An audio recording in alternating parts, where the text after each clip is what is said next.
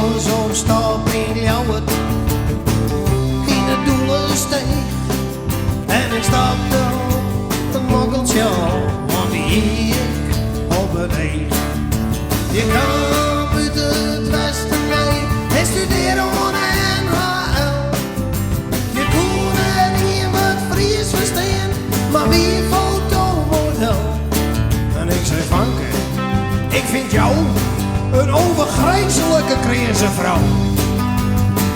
Kom jij bij mij uit van huis, want ik ben zo slot op jou.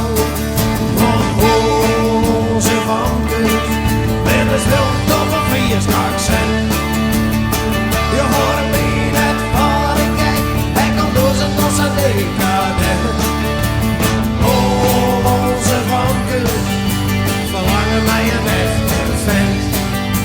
En daarom worden ze hitsig van een Fries accent.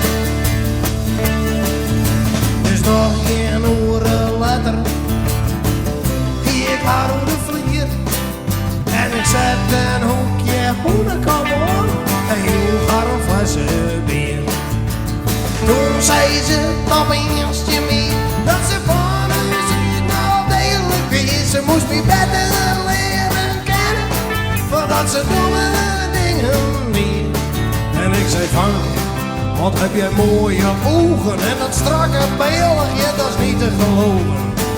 Krijg ik nog een kut van jou, want daar wat ik zo graag over.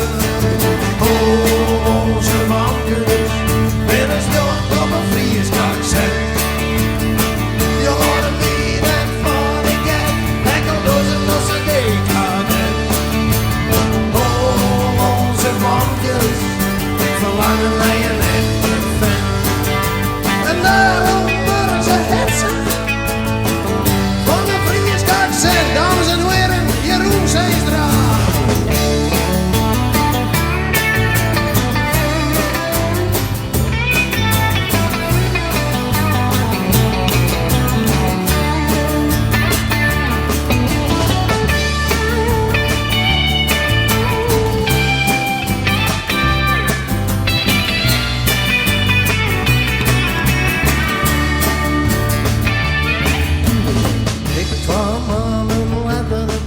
Dat ik had een vruchtbaar weer.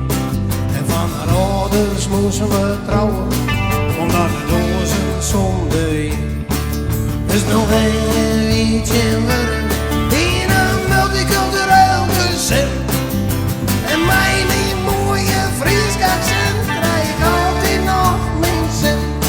Dan zeg ik Vanke, jij kreeg een vrouw, ik ben nog altijd zo wijs met jou. Jij maar eens even bier, maar krijg mij eerst nog een flesje bier. Onze Vanke, ben eens wel op een Fries accent. Je hoort het niet net waar ik kijk, hij kan door zijn nos en decadent.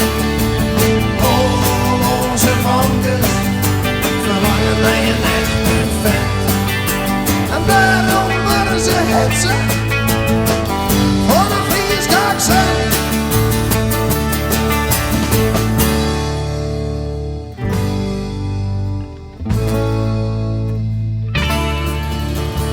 Hollandische Vanke.